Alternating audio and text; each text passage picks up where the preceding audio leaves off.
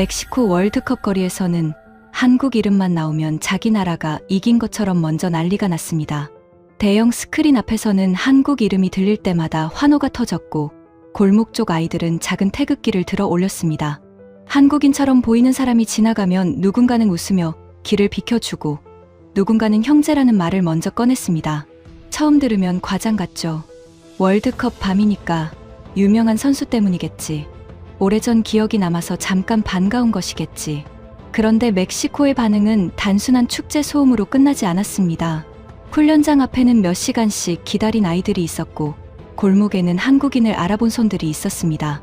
한국이 이겼다는 소식보다 더 이상했던 건 멕시코 사람들이 그 승리를 자기 일처럼 받아들이는 방식이었습니다.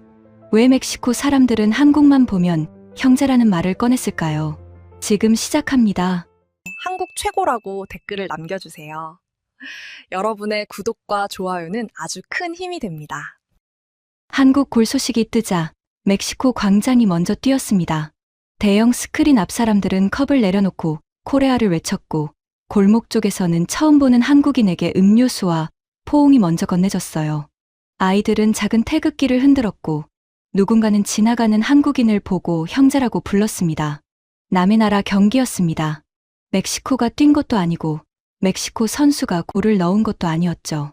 그런데 왜 그 밤 과달라하라 거리에서는 한국 이름이 먼저 터져 나왔을까요? 저는 그 광장 가장자리에서 택시 운전석에 앉아 있었습니다. 제 이름은 라몬입니다. 그날 저는 경기장 셔틀 정류장 근처를 돌며 손님을 태우고 있었고 광장 안으로 들어갈 생각은 없었어요.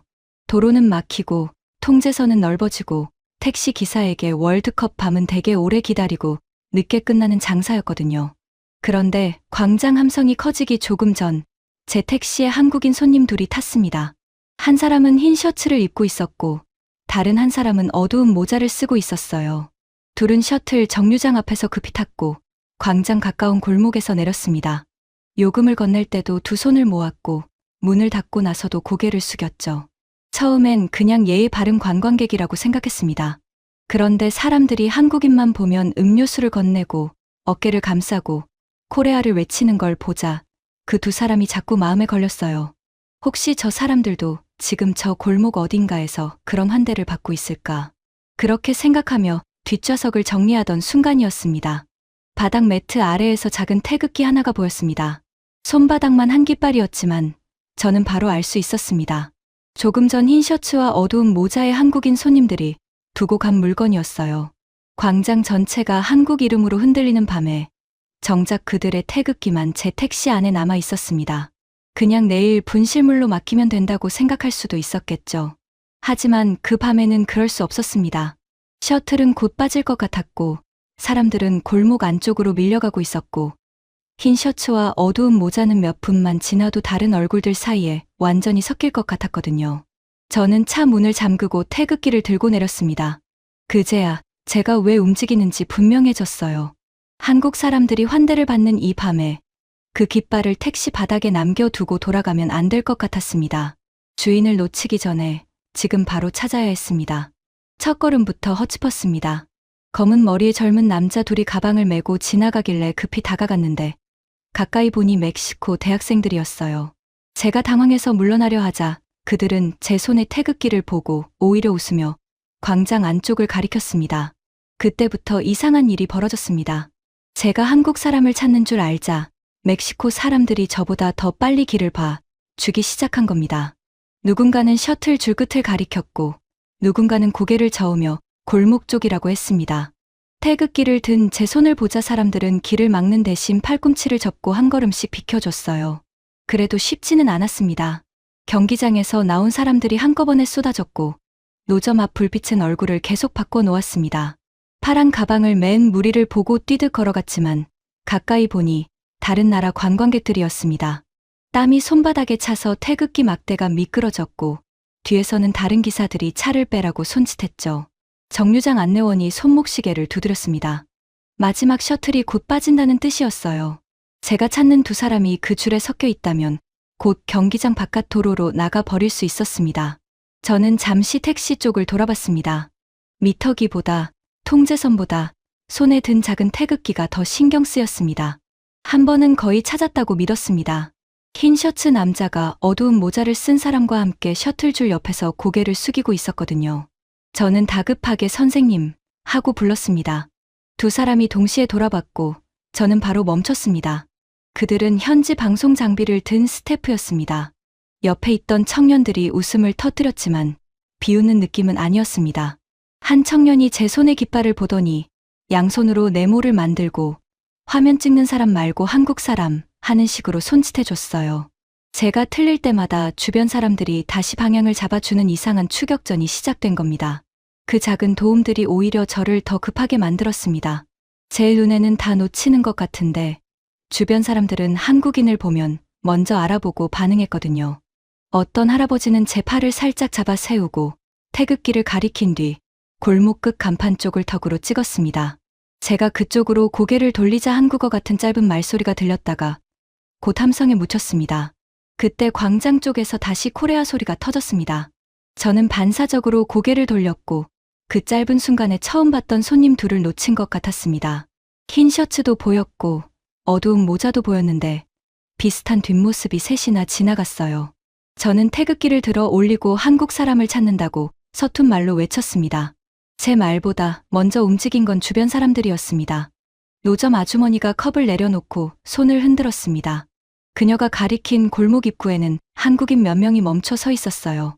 그중 한 사람에게 멕시코 청년이 장난처럼 차가운 음료수를 내밀었습니다. 처음엔 웃음소리가 먼저 났습니다. 그런데 한국인이 그 컵을 두 손으로 받았습니다. 고개를 숙이고 길 한가운데를 막지 않으려는 듯 바로 옆으로 한 걸음 물러났어요. 컵을 건넨 청년의 얼굴이 그때 조금 달라졌습니다.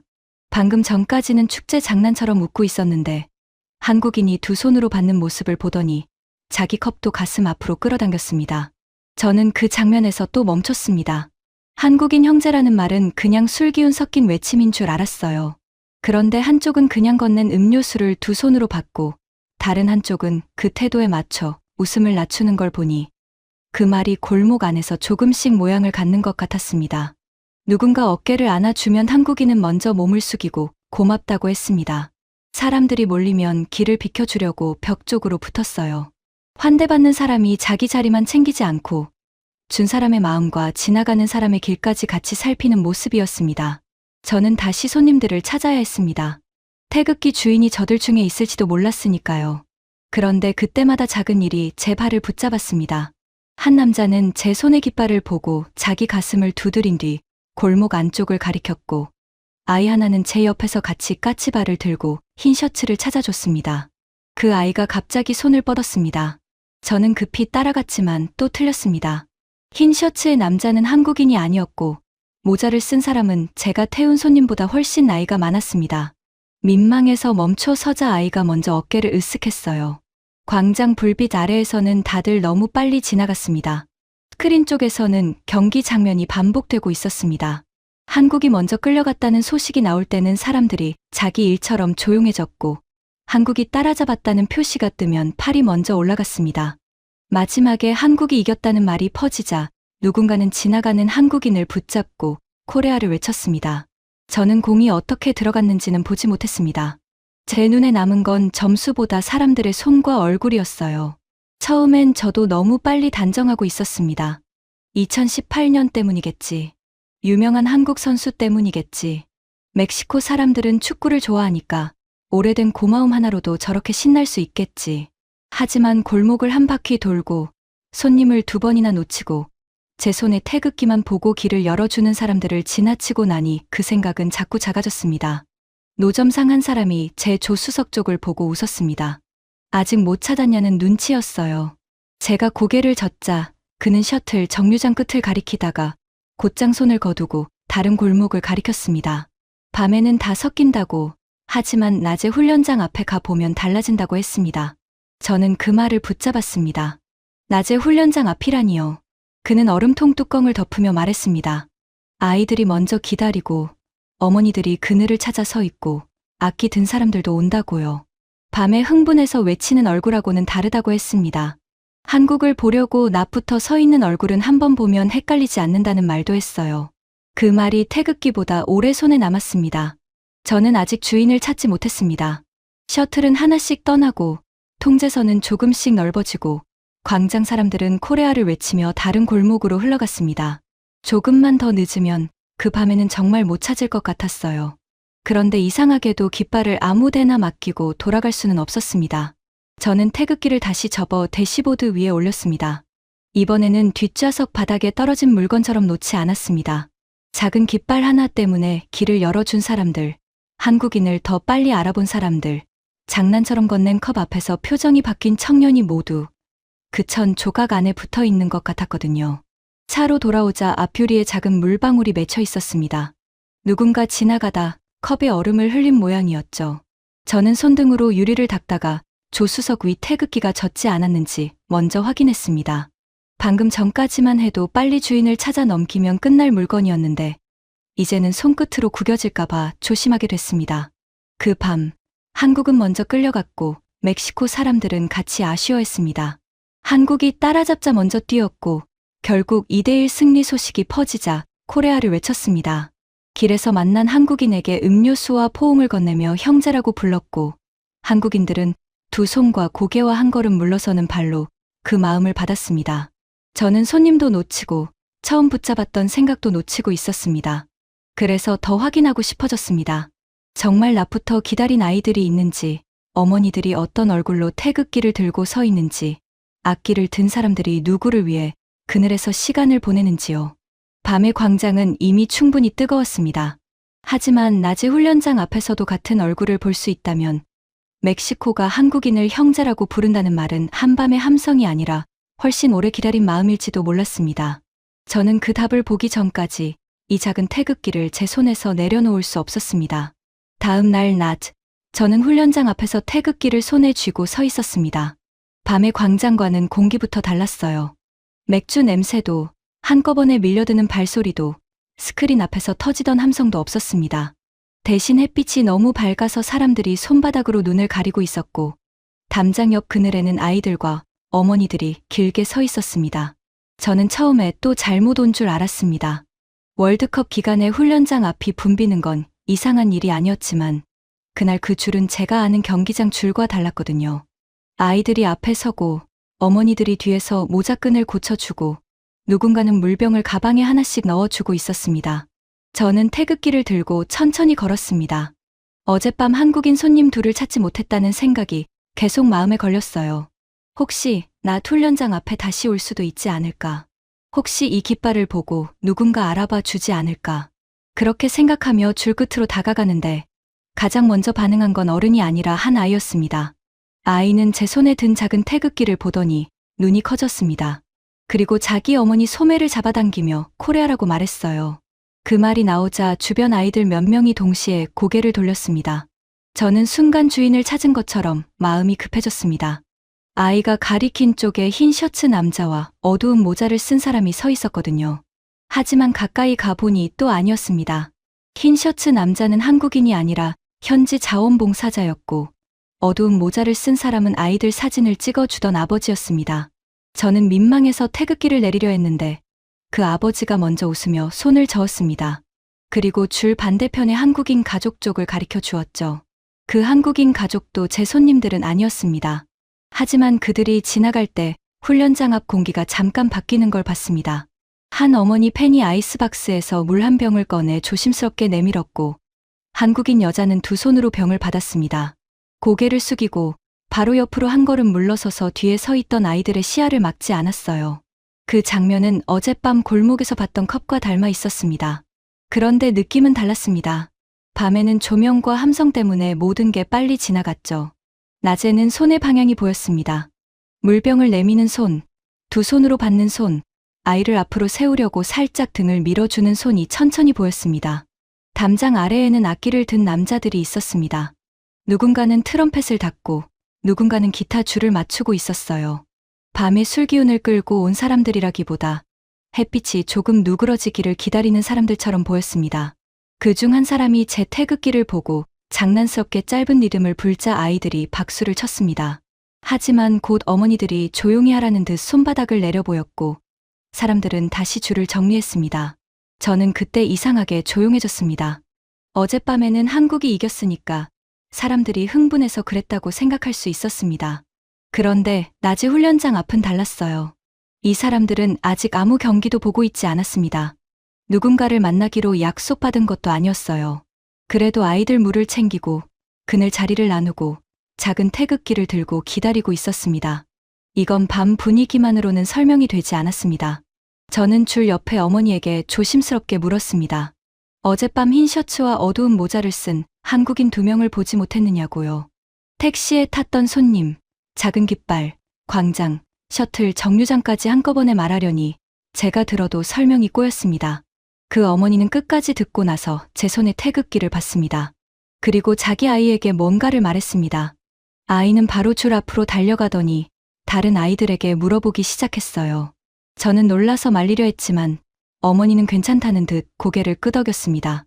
찾는 사람이 한국 사람이라면 아이들이 더 빨리 알아볼 거라고요. 정말 그랬습니다. 아이들은 어른보다 훨씬 빠르게 움직였습니다. 누군가는 파란 가방을 본 것 같다고 했고, 누군가는 어젯밤 골목에서 모자를 쓴 한국인을 봤다고 했습니다. 대부분은 제가 찾는 사람과 상관없는 이야기였지만 그 얼굴들이 너무 진지해서 웃을 수가 없었습니다. 제 분실물 찾기가 어느새 아이들의 작은 작전이 되어 버렸습니다. 한 아이는 제 태극기를 아주 조심스럽게 가리켰습니다. 자기 손에 들고 있던 멕시코 국기와 나란히 세워보더니 두 깃발 끝이 서로 닿지 않게 살짝 떨어뜨렸어요. 그 작은 거리까지 신경 쓰는 모습이 이상하게 오래 남았습니다. 아이는 태극기를 빼앗아 흔들고 싶어 하지 않았습니다. 자기 깃발 옆에 세워두고 싶은 것처럼 바라봤습니다. 밤의 광장은 뜨거웠습니다. 하지만 낮의 훈련장 앞에는 기다림이 있었습니다. 아이들이 지루해할까봐 간식을 조금씩 나눠주는 어머니들, 악기를 들고도 먼저 떠들지 않는 사람들, 한국인이 지나가면 앞으로 밀지 않고 길을 열어주는 사람들. 저는 어젯밤 노점상이 왜 낮에 와보라고 했는지 조금 알 것 같았습니다. 물론 저는 아직 태극기 주인을 찾지 못했습니다. 흰 셔츠와 어두운 모자는 낮에도 너무 많았어요. 한국인처럼 보여서 따라가면 현지 기자였고, 모자를 눌러 쓴 사람을 불러 세우면 다른 나라 팬이었습니다. 그래도 이상하게 초조함이 어젯밤처럼 날카롭지는 않았습니다.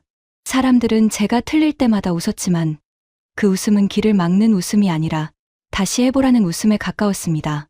훈련장 안쪽에서 버스 소리가 들리자 줄이 한번 흔들렸습니다. 아이들이 태극기를 들어 올렸고 어머니들이 모자를 벗겨 아이들 얼굴을 보이게 했습니다. 누가 나오는지 제 자리에서는 보이지 않았습니다. 다만 그 순간에도 사람들은 서로를 밀지 않았고 아이 몸이 밀릴까봐 낯선 어른들이 팔을 먼저 내밀었습니다.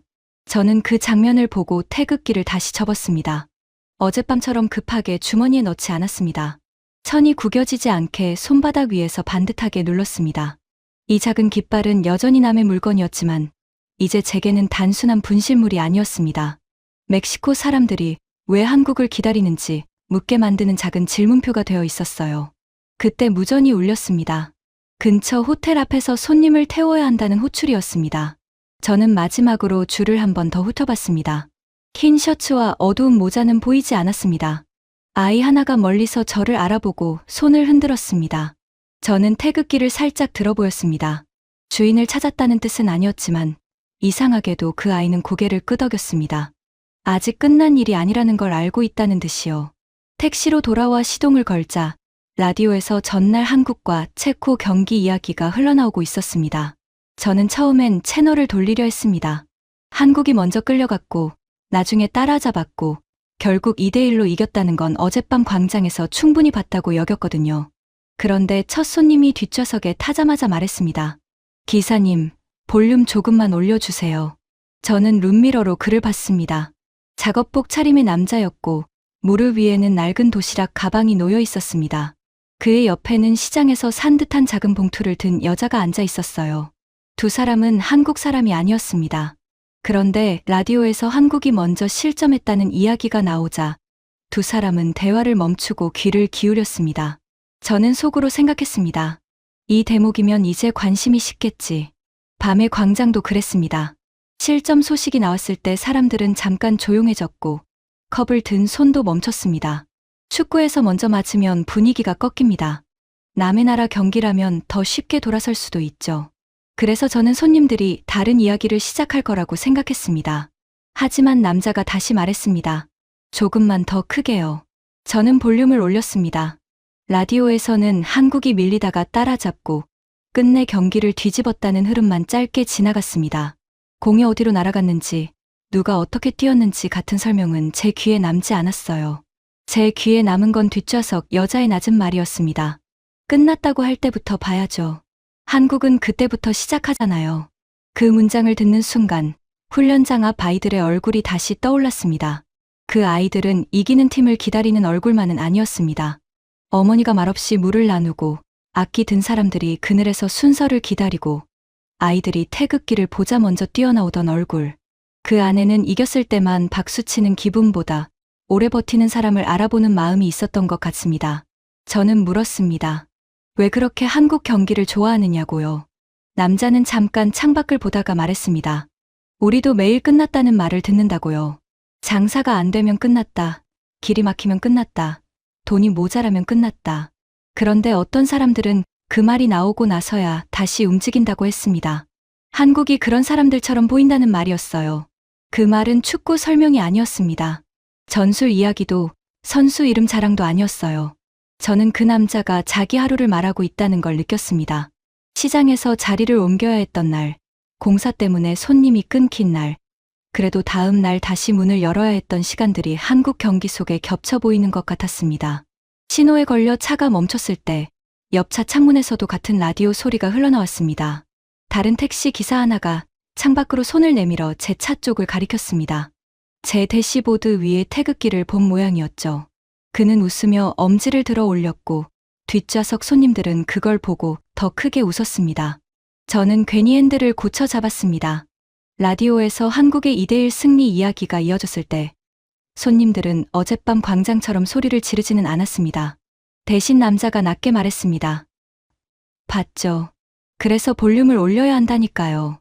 그 말에 저는 대답하지 못했습니다. 저도 모르게 볼륨을 조금 더 올리고 있었거든요. 그때부터 태극기 주인을 찾는 일이 조금 달라졌습니다. 처음에는 잃어버린 물건을 돌려주는 일이었습니다. 그 다음에는 어젯밤 광장의 이상한 환대를 이해하려는 일이 됐습니다. 그리고 이제는 멕시코 사람들이 왜 한국이 밀리는 장면에서조차 등을 돌리지 않는지 확인하는 일이 되어 가고 있었습니다. 호텔 앞에 도착했을 때 여자가 내리며 대시보드에 태극기를 한 번 더 봤습니다. 주인 찾아주는 거예요? 제가 그렇다고 하자 그녀는 고개를 끄덕였습니다. 꼭 찾아주세요. 그런 건 그냥 물건이 아니잖아요.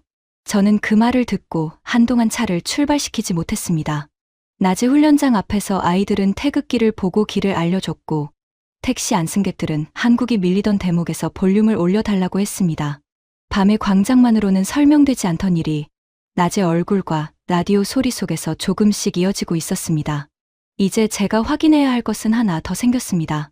그렇게 뜨겁게 응원한 사람들이 경기가 끝난 뒤에는 무엇을 남기는지요. 환호가 지나간 자리에도 같은 마음이 남아있다면 형제라는 말이 그냥 외침은 아니라고 인정해야 할 것 같았습니다. 저는 호텔 앞에서 바로 출발하지 못했습니다. 대시보드 위에 태극기를 보다가 결국 차를 다시 광장 쪽으로 돌렸어요. 전날 밤에는 사람을 찾느라 정신이 없었고 낮에는 훈련장 앞에서 기다리는 얼굴만 봤습니다. 그런데 정말 알고 싶은 건 아직 남아 있었습니다.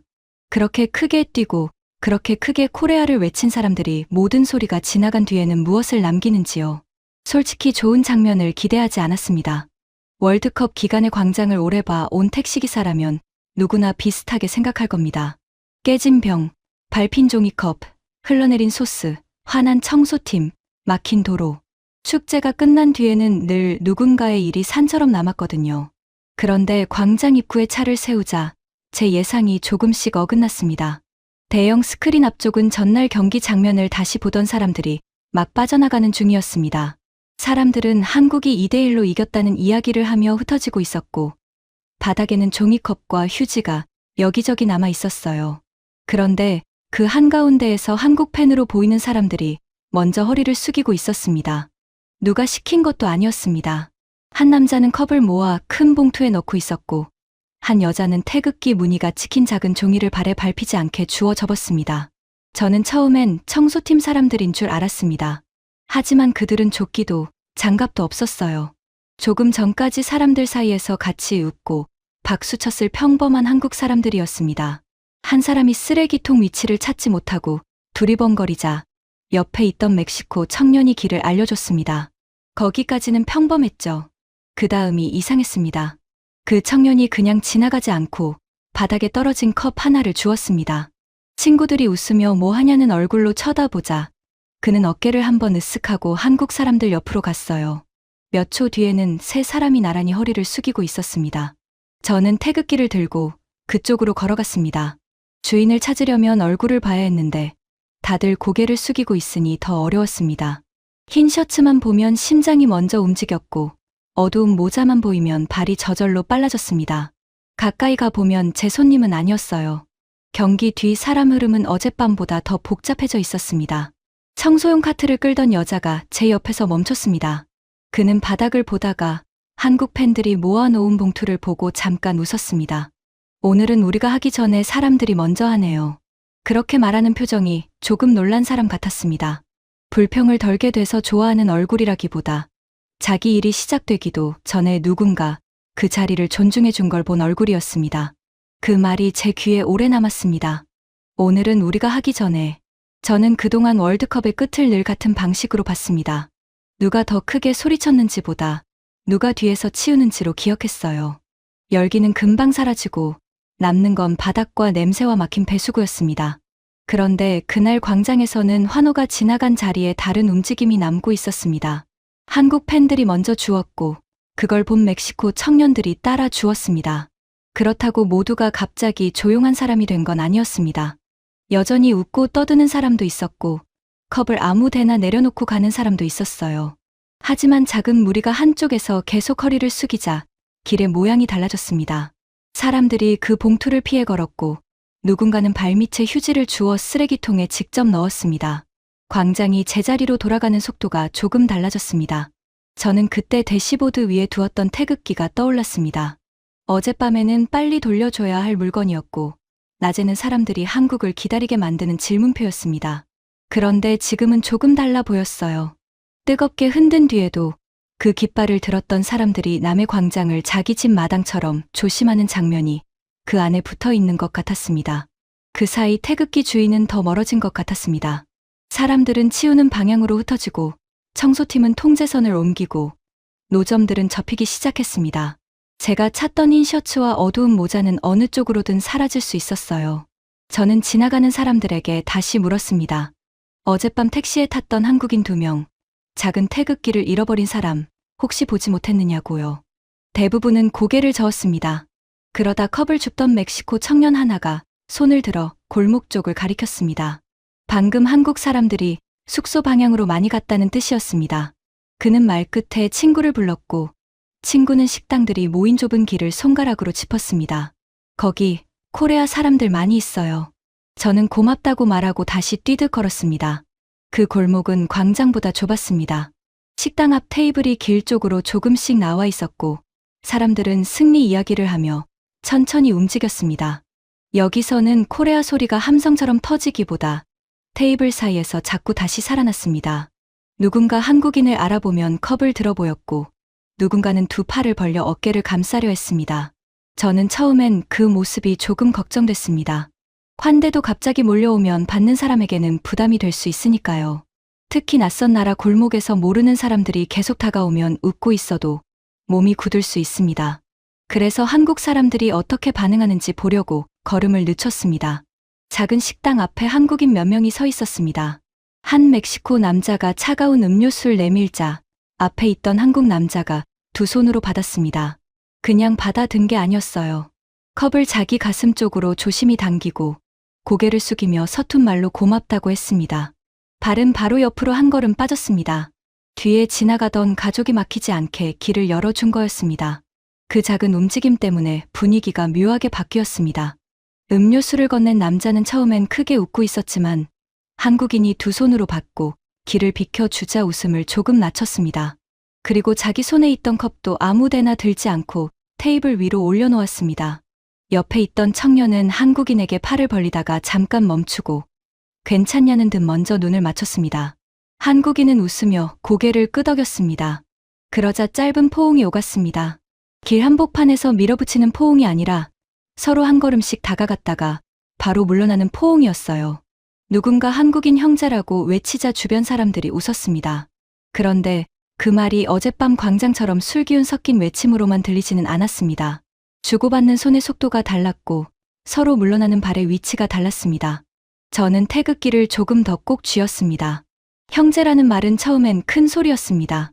대형 스크린 앞에서 골 소식이 뜰 때 사람들이 팔을 들어 올리며 외치는 단어였죠. 그런데 이 골목에서는 그 말이 테이블 하나, 컵 하나, 빈 의자 하나 사이로 내려와 있었습니다.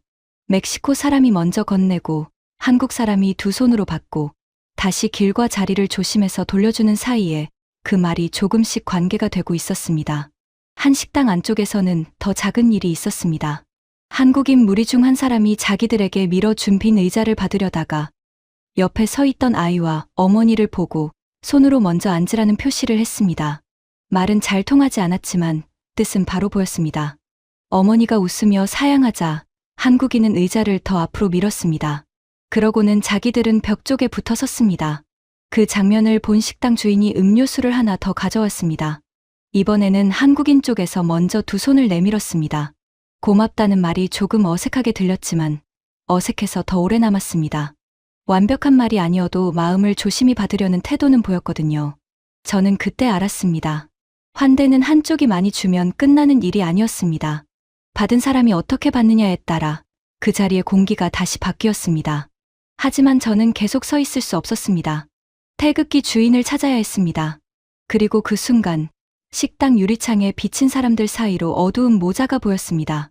그 옆에는 흰 셔츠 남자가 있었고 둘은 제가 기억하던 손님들처럼 나란히 서 있었습니다. 저는 심장이 내려앉는 줄 알았어요. 이번에는 정말 가까운 것 같았습니다. 저는 사람들 사이를 비집고 다가갔습니다. 선생님 하고 불렀지만 함성에 묻혔습니다. 다시 조금 더 크게 불렀습니다. 두 사람이 동시에 돌아봤습니다. 한국 사람이긴 했습니다. 그런데 제 손님들은 아니었습니다. 나이도 얼굴도 달랐습니다.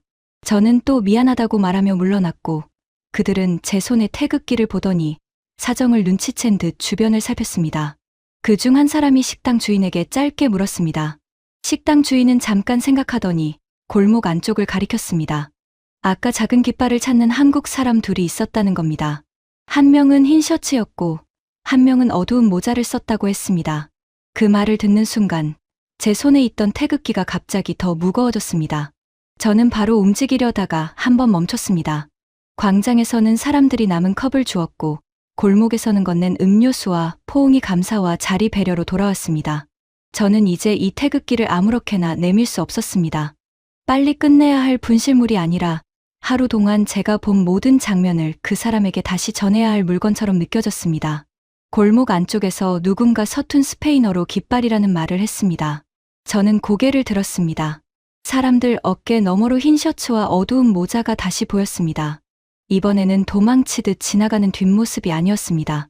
두 사람이 숙소 간판 아래에서 가방을 뒤지고 있었고 주변 사람들이 함께 바닥을 살피고 있었습니다. 골목 안으로 들어가자 제 발걸음이 오히려 느려졌습니다. 이번에도 아니면 어떡하나 싶었거든요. 하루 동안 흰 셔츠와 어두운 모자를 몇 번이나 잘못 봤는지 모릅니다. 가까이 가면 현지 기자였고 돌아보면 다른 나라 관광객이었고 손을 흔들면 그저 웃으며 길을 비켜주는 사람이었습니다. 그래도 숙소 간판 아래의 두 사람은 달라 보였습니다. 한 사람은 가방 바닥까지 뒤집어 보고 있었고 다른 한 사람은 주머니를 몇 번이나 확인하고 있었어요. 주변 사람들은 휴대폰 불빛을 바닥에 비추며 같이 살피고 있었습니다. 누군가 다시 깃발이라고 말하자 제 손 안에 태극기가 아주 작게 흔들렸습니다. 저는 곧장 내밀지 못했습니다. 혹시 또 틀리면 이번에는 제 마음이 더 민망할 것 같았어요. 그래서 먼저 조금 떨어진 곳에서 선생님 하고 불렀습니다. 흰 셔츠의 남자가 고개를 들었습니다. 어두운 모자를 쓴 친구도 같이 돌아봤죠. 그 얼굴을 보는 순간 택시 뒷좌석에서 두 손으로 요금을 건네던 모습이 떠올랐습니다. 저는 숨을 한번 삼키고 태극기를 가슴 앞에서 펴보였습니다. 남자는 처음엔 바로 알아보지 못했습니다. 눈이 태극기에서 제 얼굴로 다시 제 손으로 옮겨갔어요. 그 짧은 사이에 그는 아직 잃어버린 물건을 찾는 사람의 얼굴이었습니다. 놀라기보다 먼저 확인하는 얼굴이었죠. 그러다 그가 자기 가방끈을 만지더니 아주 작게 하고 말했습니다. 모자를 쓴 친구도 한 걸음 다가왔습니다. 두 사람은 동시에 가방 안쪽을 다시 봤고 그제야 정말 자기들이 찾던 깃발이라는 걸 알아차린 것 같았습니다. 흰 셔츠의 남자는 바로 기뻐하지도 못했습니다. 먼저 미안하다는 얼굴이 됐습니다. 자기가 잃어버린 것 때문에 누가 여기까지 와준 건지 그 사실을 뒤늦게 알아차린 사람처럼 입술을 한번 깨물었어요. 그는 손짓으로 택시를 가리키고 자기 가슴을 가리키고 다시 제 손에 태극기를 가리켰습니다. 말은 조금 엉켰지만 뜻은 분명했습니다. 이걸 찾으러 여기까지 오신 거냐는 뜻이었습니다. 저는 괜찮다고 했습니다. 사실 괜찮기만 했던 건 아니죠. 도로도 막혔고 손님도 놓쳤고 몇 번이나 사람을 잘못 불러 세웠습니다. 그런데 그 순간에는 그런 말을 길게 할 수 없었습니다. 옆에 있던 숙소 직원이 제 말을 대신해 주듯 웃으며 손을 흔들었습니다. 이 기사님이 광장부터 계속 찾고 있었어요. 그 말을 들은 한국인 두 사람의 얼굴이 한 번 더 달라졌습니다. 저는 태극기를 앞으로 내밀었습니다. 그냥 건네면 될 줄 알았는데 남자는 두 손을 먼저 모았습니다. 한 손으로 휙 가져가지 않았어요. 마치 젖은 컵을 받을 때처럼 혹은 누군가의 편지를 받을 때처럼 조심스럽게 두 손으로 받았습니다. 그리고 고개를 깊이 숙였습니다. 그 순간 골목이 잠깐 조용해진 것 같았습니다. 실제로는 식당 안쪽에서 웃음소리가 났고 멀리서는 여전히 코레아 소리가 들렸습니다. 그런데 제 눈앞에서는 그 고개 숙임 하나가 너무 또렷했어요. 남자는 태극기를 받자마자 흔들거나 소리치지 않았습니다. 먼저 천이 구겨진 곳이 없는지 보고 손잡이 부분을 살짝 펴고 제게 다시 고개를 숙였습니다. 고맙습니다. 정말 고맙습니다. 스페인어도 아니고 제가 다 알아듣는 말도 아니었습니다. 그런데 뜻은 충분히 들렸습니다. 옆에 있던 멕시코 청년 하나가 웃으며 찾았네요. 한국인 형제거였네요. 하는 식으로 말했습니다. 그 말에 주변 사람들이 작게 박수를 쳤습니다. 누군가는 장난스럽게 환호했지만 크게 몰려들지는 않았습니다. 다들 그 물건이 이제 주인에게 돌아가는 순간이라는 걸 아는 것처럼 한 걸음씩 자리를 비켜줬습니다. 저는 그 작은 반응들이 더 좋았습니다. 광장처럼 한꺼번에 뛰어오르는 함성은 아니었어요. 하지만 누군가는 바닥에 비추던 휴대폰 불빛을 껐고 누군가는 찾았다며 숙소 직원에게 손을 흔들었습니다. 누군가는 제 어깨를 가볍게 두드리고 지나갔습니다. 그 골목에서 형제라는 말은 더 이상 크게 외칠 필요가 없어 보였습니다. 한국인 남자는 태극기를 가방 안에 바로 넣지 않았습니다. 가슴 앞에 잠깐 세워두더니 친구에게 작은 파우치를 열어달라고 했습니다. 그리고 그 안에서 아주 작은 태극기 스티커 하나를 꺼냈어요. 기념품 가게에서 몇 장씩 파는 그런 스티커 같았습니다. 특별한 선물이라고 하기엔 너무 작고 그렇다고 아무 의미 없다고 하기엔 손끝이 너무 조심스러웠습니다. 그가 그 스티커를 제게 내밀었습니다. 기사님이 가져주세요. 저는 손을 저었습니다. 택시기사가 손님 물건을 찾아준 건 당연한 일이라고 말하고 싶었습니다. 게다가 남의 나라 국기를 제 차에 붙이는 일은 가볍게 웃으며 받을 일도 아니라고 생각했어요. 저는 멕시코 사람이고 제 택시는 제 하루가 붙어 있는 자리였으니까요. 그런데 남자는 스티커를 거두지 않았습니다. 억지로 쥐어주지도 않았습니다. 그냥 두 손으로 들고 기다렸습니다. 그 기다림이 이상하게 훈련장 앞 아이들과 닮아 있었습니다. 빨리 가져가라는 얼굴이 아니라 괜찮으면 받아달라는 얼굴이었습니다. 저는 결국 손바닥을 폈습니다. 그는 스티커를 제 손 위에 올려놓고 다시 고개를 숙였습니다. 모자를 쓴 친구도 옆에서 감사하다는 말을 몇 번이나 했습니다. 주변 멕시코 사람들은 그 장면을 보며 웃었고 식당 주인은 제게 음료수 하나를 내밀려다 제가 운전해야 한다는 걸 알고 물병으로 바꿔주었습니다. 저는 그 물병도 두 손으로 받았습니다. 받고 나서야 제 행동을 알아차렸습니다. 어젯밤 골목에서 한국인이 컵을 두 손으로 받던 모습, 낮에 훈련장 앞에서 물병을 조심히 받던 모습, 광장 바닥에 종이컵을 주워 봉투에 넣던 손이 한꺼번에 떠올랐습니다. 하루 동안 제가 본 장면들이 그 남자 한 사람의 태도 안에 작게 접혀 들어가 있는 것 같았어요. 누가 시킨 것도 아니었습니다. 한국인 손님이 저를 가르친 것도 아니고 멕시코 사람들이 그걸 따라하라고 말한 것도 아니었어요. 그런데 하루 동안 같은 손짓을 여러 번 보고 나니 제 손도 자연스럽게 그렇게 움직였습니다. 받는 쪽이 조심하면 주는 쪽도 조심하게 되고 주는 쪽이 마음을 낮추면 받는 쪽도 자리를 살피게 되는 것. 그게 제가 그날 길에서 본 형제라는 말의 가장 작은 모양이었습니다. 처음에는 한국이 이겨서 사람들이 좋아한다고 생각했습니다. 그 다음에는 오래전 월드컵 기억 때문이라고 생각했습니다. 훈련장 앞에서는 끝까지 뛰는 사람을 기다리는 마음을 받고, 라디오에서는 끝났다는 말 뒤에 다시 움직이는 사람을 응원하는 목소리를 들었습니다. 광장에서는 환호가 지나간 뒤 남의 자리를 치우는 손을 받고, 골목에서는 환대를 받으면서도 길을 막지 않으려는 발을 봤습니다. 그 모든 것이 마지막에는 아주 작은 장면으로 돌아왔습니다. 잃어버린 깃발을 돌려받은 사람이 두 손으로 받고 깊이 고개를 숙이고 자기에게 남은 작은 표식을 조심스럽게 건네는 장면이었습니다. 저는 스티커를 지갑 안쪽에 넣었습니다. 바로 붙이지는 못했습니다. 어디에 붙여야 할지 아직 몰랐거든요. 그저 오늘 밤 운전이 끝날 때까지 구겨지지 않게 보관해야겠다고 생각했습니다. 두 한국인 손님은 숙소 안으로 들어가기 전에 한 번 더 돌아봤습니다. 흰 셔츠의 남자가 태극기를 살짝 들어 보였고 골목 사람들은 작은 박수로 답했습니다. 누군가 또 한국인 형제라고 말했습니다. 이번에는 함성보다 낮은 목소리였는데 저는 그게 더 오래 남았습니다.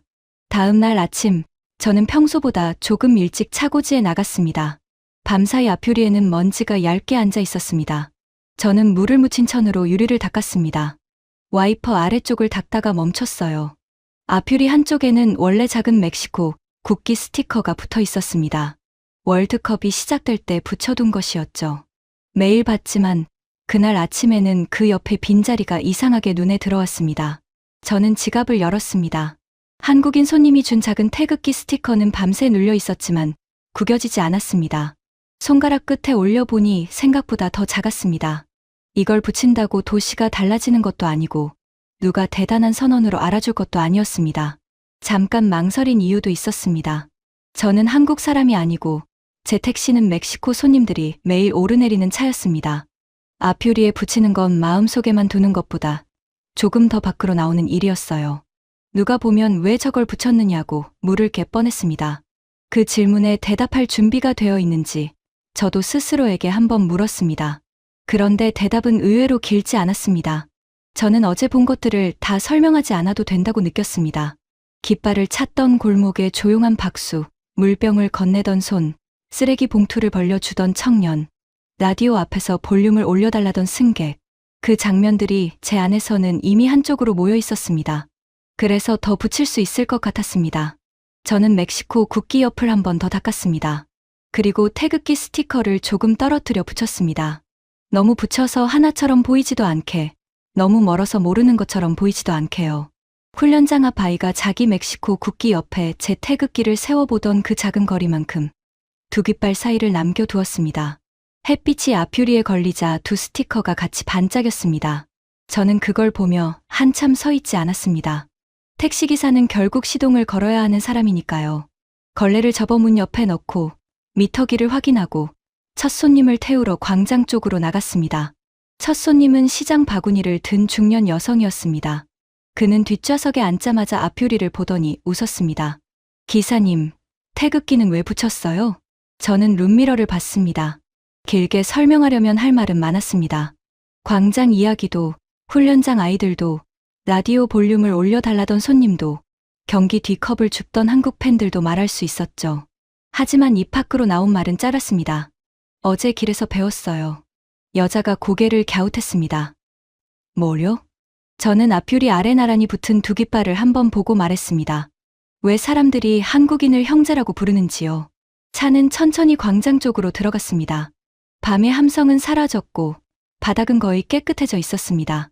몇몇 아이들이 건널목 앞에서 작은 깃발을 흔들고 있었고 노점상은 얼음통을 열며 하루를 시작하고 있었습니다. 그날부터 제 택시 앞유리에는 멕시코 국기 옆에 작은 태극기가 붙어 있었습니다. 누군가 물으면 저는 긴 연설을 하지 않았습니다. 그냥 어제 길에서 배웠다고 말했습니다. 끝났다고 해도 다시 움직이는 사람들, 환대를 받을 때도 두 손으로 받는 사람들, 뜨겁게 웃고 난 뒤 남의 자리를 그냥 두고 가지 않는 사람들을 봤다고요. 그리고 더 말하지 않아도 앞유리 아래의 두 깃발이 나머지를 대신 말해주는 것 같았습니다.